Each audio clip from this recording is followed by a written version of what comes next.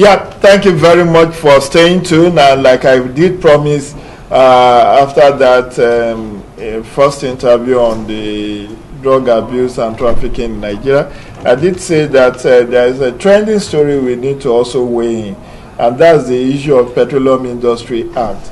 If you are familiar with news report, it was last month, President Muhammadu Buhari assented to the Petroleum Industry Act.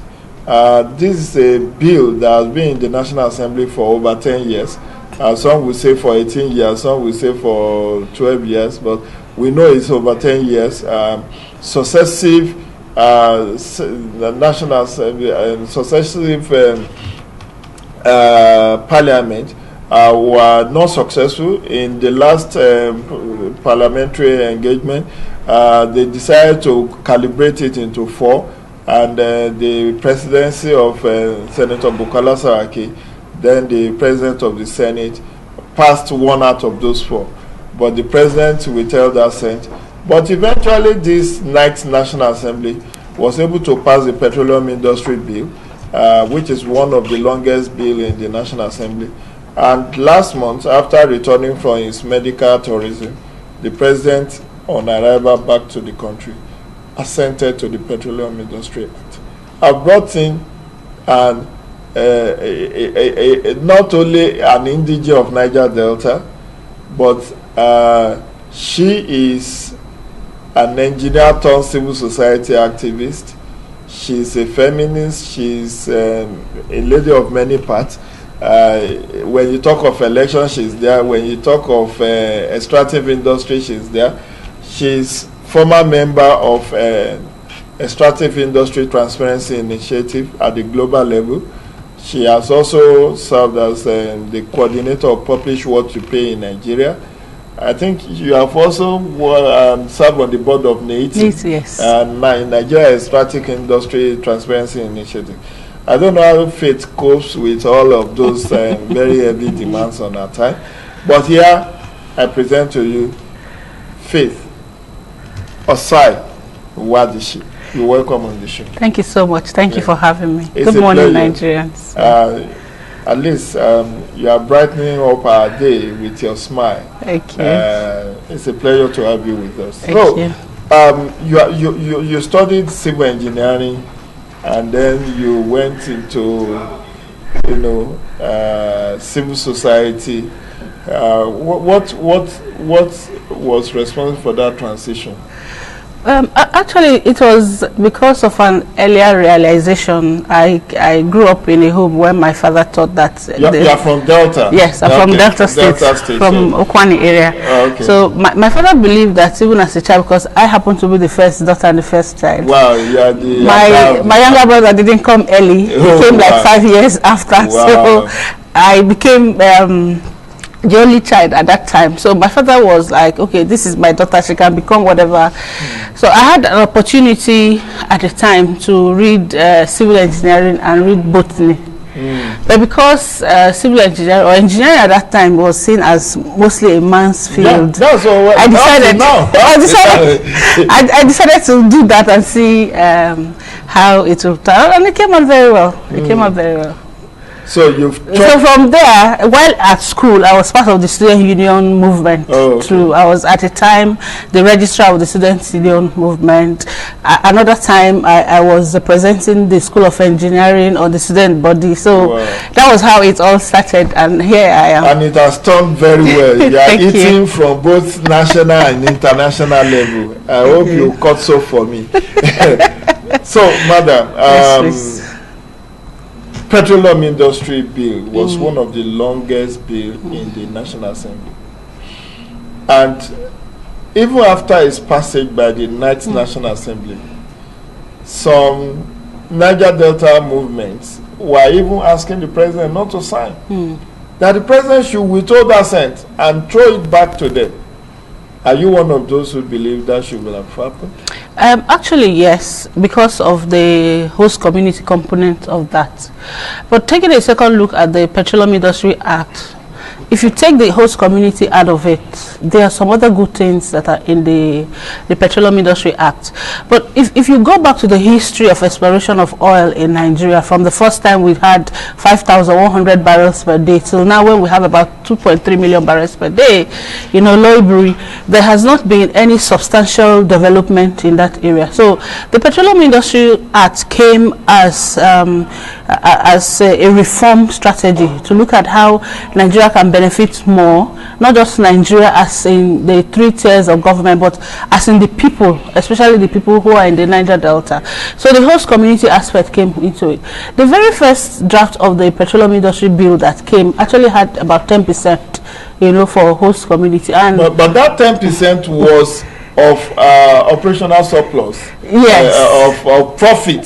Yes, then at that time, yes, you know, to be given to the host community. So by the time the conversation now went from 10% eventually to 5% and now passed at 3%, it was like a slap on the people of the Niger Delta, considering that every report after report, environmental reports have come out to say that the kind of degradation that you have within the Niger Delta would take another lifetime to clean up. We saw the Ogoni report that came out, and up till now we are still grappling with trying to do that. There are children who were born into that kind of degradation. There are children who, from the very first day they were born, the air they breathed in was polluted air, and they are breathing it. And there are children who are 50 years and above, you know, and from that very first day they were born, the air that they breathe is polluted air. Let me actually tell you that I did my national youth service at Delta State. Interesting. And I had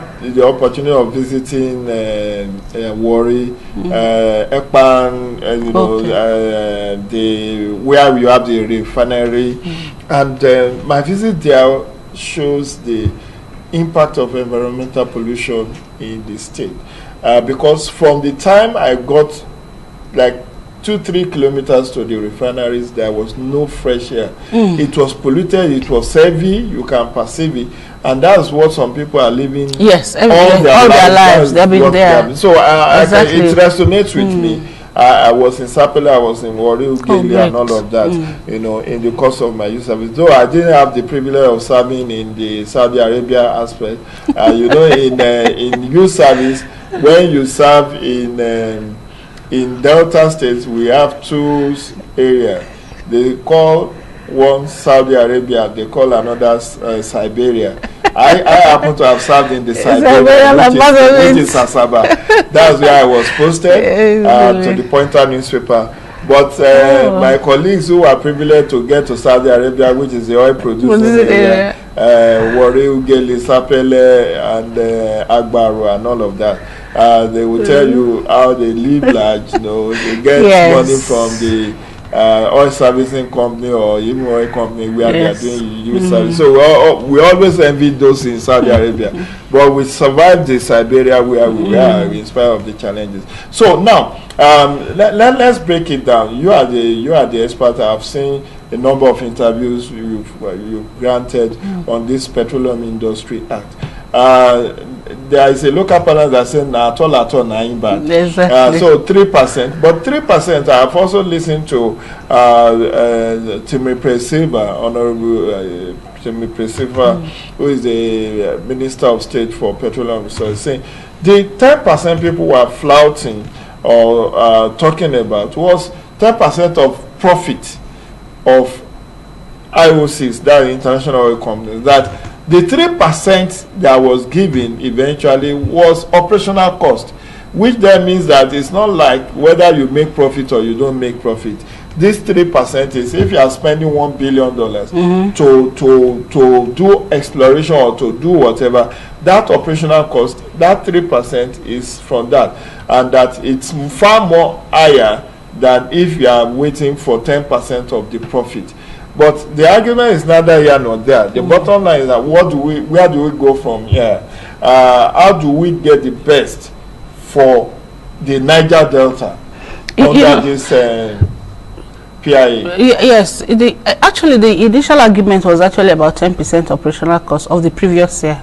So when you calculate that, it means that whatever you have done before you take out your profits, that's after you have paid taxes, whatever it is that you spent in the last year, 3% of that is what you're supposed to put into your new year budget that will be given to that. But there's a caveat. The Petroleum Industry Act made a caveat that if within that year that you're supposed to spend that 3%, there's damage of equipment within your area or infrastructure, you don't benefit from that. So you put the burden or the protection of equipment on the community. It's like, one, you're degrading the community and you're punishing them again for the impact of that. There's also another provision in the Petroleum Act that talks about environmental degradation and all of those other issues. So if I am in a community A and I'm supposed to get 3% of operational cost of the past year from a particular company, and the company comes with a report to say, in this last year there was damage to my pipeline, there was damage to my infrastructure, and so based on that, this 3% will be plowed back into repairing all of that. You don't make the community, after having borne all of this burden over these years, to begin again to pay for, one, the electricity of the oil company. Reports upon reports have shown that some of these damages and leakages that you find is because of non-maintenance of the equipment that you have within there. So you don't put that. And another thing again, the argument again is that community people don't have the capacity to go breaking a pipeline. You need an expert. You need experts machinery to be able to do that. And if you see where there's a burst pipeline, you need to look at the pressure that the crude comes out of the ground. There's nobody that survives that. So community people who are living within an area cannot take their basket or their basins to say they want to go and break a pipeline because they want to get that. So those are the downsides. Those are the downsides of it. Now, people have also argued that, oh, you have the NDDC. Luckily, we have the forensic audit that has come out, and you have seen that even though so much money has gone into the Niger Delta Development Commission, it has not also translated to what is on ground in the community. This is the first time government is consciously making effort to let community people, have access to funding that can help them to develop their area. It's the first time without having government interference, without having to first pay it into a state government account. The money is supposed to go directly into community coffers, and you are doing that. Community is saying, let's have 5%. Community at the time when the public hearings were done, people were saying, okay, if we can get 5%. And the House of Reps came up with the suggestion for 5%, and eventually Senate came up with a suggestion for 3%. And then it was during the harmonization they decided to take 3%. I didn't understand the rationale behind taking 3%, when as at that time people were saying, okay, let's take 5%, let's start from there and see how it operates. And the other part of it that people are also quarreling about is that the oil company, or the person who is supposed to give that 3%, is the one that will sit down and decide, the board and how that money will be expended. Even though he says the community advisory committee will come up with an action plan, but eventually it's the responsibility of implementation rests on the settler, as it calls it. That's the oil company that is within that area. So you're taking a lot of responsibility out of the community people. It's like they're just folding their hands and you say, we are doing you a favor, we are giving you this, just take that and be settled with that. So again, we know this is a law, and this law can also be altered. Yep. And if we take away the controversy over issue of host community fund, which you are magnanimous to agree that is the first time since close to 60 years of oil exploration in Nigeria. Maybe when government watches the implementation of this, how this host community have either been continually shortchanged or how their lives have been improved, maybe that will call for alteration of the extant law. But a law is a law until it is repealed or amended. Yeah. So let's work on the positives. What are the positives that this Petroleum Industry Act, what are the goodies in the bag Okay, for me, there are a few areas that you can say they are good. For instance, NNPC is taken away from regulatory, commercial. Now, NNPC becomes a corporate entity on its own, doing business that reports to a regulatory agency. The two agencies were created, the Commission and the Authority. People in the industry have argued that there was no need to have created those two agencies. You could have actually merged them, and both of them would do the same thing, because the Commission would handle upstream affairs, while the Authority will handle downstream affairs, just like what you have DPRO doing. So you could have actually done that instead of creating more bureaucracies and all of that. That helps in the management, the governance of the sector. People have asked that you should unbundle NNPC. So this is one way of trying to unbundle NNPC. And then the issue around beneficial ownership and contract transparency. There's a provision again in the Act that allows the commissions to begin to now publish contracts. You know, they are the ones who will host that. Nigeria is a signatory to the AITI, the Extractive Industries Transparency Initiative, and the 2019 standard of the AITI made a provision for countries from the 1st of January 2021 to be able to have a registry where contracts are. Now we have a law that makes that available to us, and with time, when you implement the Petroleum Industry Act, Nigerians will now know the faces behind the owners of assets. Exactly. The owners of assets, because a beneficial ownership register would be set up.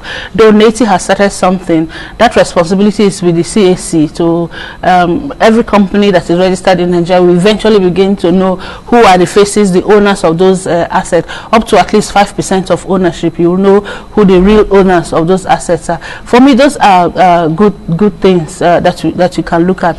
Now, also, when you look at the area of gas flaring, it's 50-50 though, because you have mentioned gas flares, but you have, on the other hand, not made provision for energy transition. The world is talking energy transition, but the Act does not make mention of energy transition. Even though the Act says, okay, when you flare gas and penalties are paid, you use the money to develop the area where that penalty is generated from. But that means you have given the discretion to companies to continue to flare gas. The federal government in 2016 said they were going to end gas flares by the end of 2020. When we got to the end of 2020, they extended it again to 2025.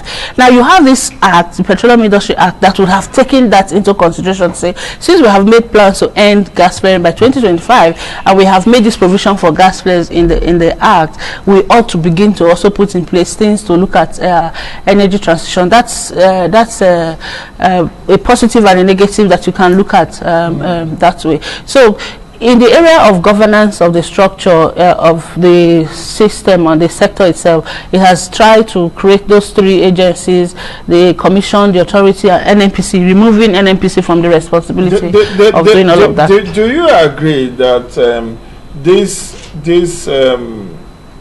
PIA has the potential to attract foreign direct investment into the oil and gas sector of Nigeria? The president talked about $50 billion coming to Africa, Nigeria not benefiting because there was no petroleum industry. That's right. Now that we have it, do you see Nigeria benefiting maximally from this foreign FDI? If this law had come like 10 years ago, we would have maximized the benefits out of it. Now the world is going energy transition. People are no longer talking much about fossil fuels and all of that, but it's coming. It's coming now. It's not too late, but it's a little bit late. So we definitely are going to benefit from it, especially if we begin to implement some of the good parts of that law, like the issue of contract transparency, beneficial ownership, and ensuring that NNPC stays as a corporate entity. There's no interference from government. NNPC bids like every other company. NNPC will do business like every other state-owned company that you have around the world. So you have that. Though when it comes to the issues around taxes, petroleum sharing contracts that we have, there's still some concerns around there.